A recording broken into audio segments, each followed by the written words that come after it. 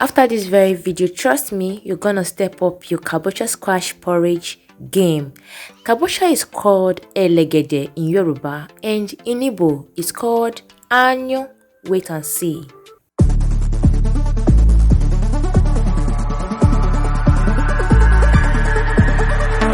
So here we have a big sized squash.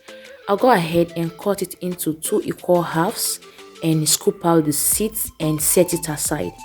Everything about this kabocha squash is very nutritional, including the seeds. So I'm just going to scoop it out and set it aside while I cut the squash to pieces. People commonly call it pumpkin, but the real name is kabocha squash. Kabocha squash can be eaten by everybody, including children, babies of 4 months of age.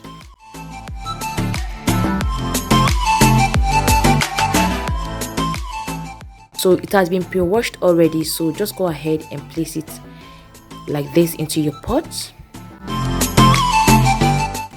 Set it aside and peel the yam. Kabocha squash goes hand in hand with yam, yes, elegede, anyo, whichever one you call it. So if you are not Yoruba, you are not Igbo, I would love to know what you call this in your local dialect. We call it anyo in Igbo, then Yorubas call it elegede. So just go ahead, peel your yam and cut them to pieces. And like I said earlier, everyone can enjoy kabocha squash, including babies of 4 months and above. In case you don't know how to prepare it, just check the description box. I'll be leaving a link there. I have a video on how to make it for babies. So just go ahead and place the washed yam on top of the squash. Just in case you are using an old yam, you have to place it into the pot first. You have to put it at the bottom of the pot, then cover it with the squash. So go ahead and pour in your water.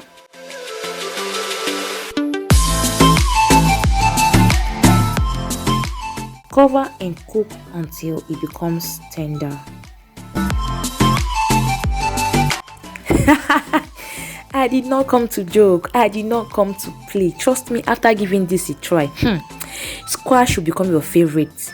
So here we've got peas, onions, green beans, green bell pepper, we've got carrots, we've got habanero pepper, enough to make it spicy.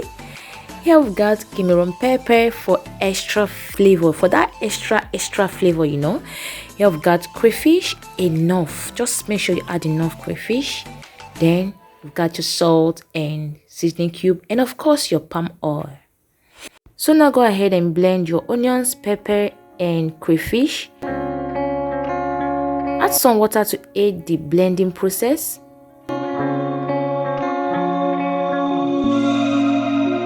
Set aside and check the squash if it's ready. So now it's almost done. I'll go ahead and add some salt.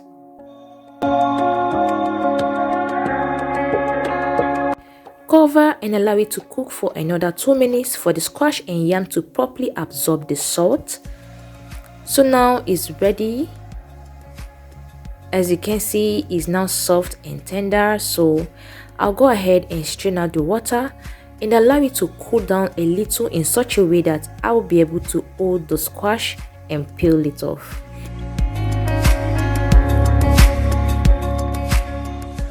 So go ahead and peel the squash. You can either use knife, you can use spoon, whichever one. Just go ahead and peel it off like this.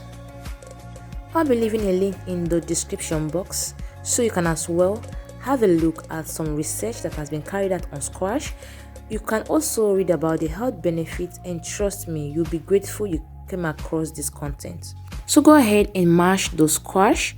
If you don't have a masher, you can alternatively use fork or maybe a big spoon to mash it.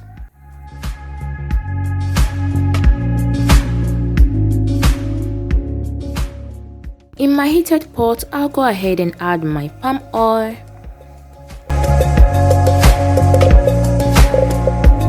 Heat up the oil. You don't have to bleach it, but just make sure it's hot. To the hot oil, add your chopped onions.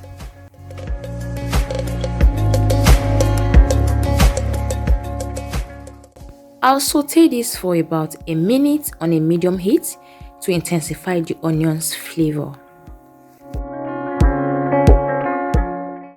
To that, I'll add my pepper, onions, and crayfish all blended together.